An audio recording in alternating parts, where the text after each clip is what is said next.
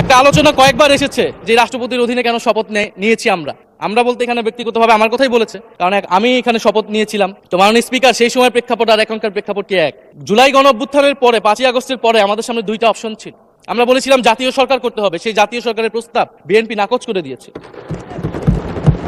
আমাদের সামনে আরেকটা অপশন ছিল ক্ষমতা আর্মির হাতে তুলে দেওয়া। যদি আমরা সেই দিকে আগাতাম, আজকে তারা এখানে বসতে পারতেন কিনা মাননীয় স্পিকার সেটা সন্দেহ আছে।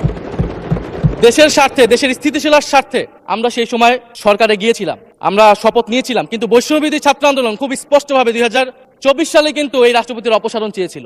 সেই সময় সাংবিধানিক ধারাবাহিকতার কথা বলে রাষ্ট্রপতির পক্ষে অবস্থান নিয়েছিল বিএনপির মহাসচিব মির্জা ফখরুল আলমগীর সাহেব, তিনি নিজেই কথা বলেছিলেন। ফলে এখন তো একটা নির্বাচিত সরকার মাননীয় স্পিকার, এখন তো চাইলেই বিএনপি রাষ্ট্রপতি পরিবর্তন করতে পারে সরকার।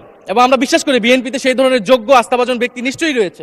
এবং সরকার দলের সদস্যরা অনেকে গৌরবের সাথে বলেছেন যে যেই রাষ্ট্রপতি জিয়াউর রহমানের বিরোধিতা করেছেন, সেই রাষ্ট্রপতি এখন জিয়াউর রহমানের প্রশংসা করছে। মাননীয় স্পিকার, গাধাকে দিয়ে আপনি হাল চাষ করিয়ে এটার মধ্যে কোনো বাহাদুরি নাই।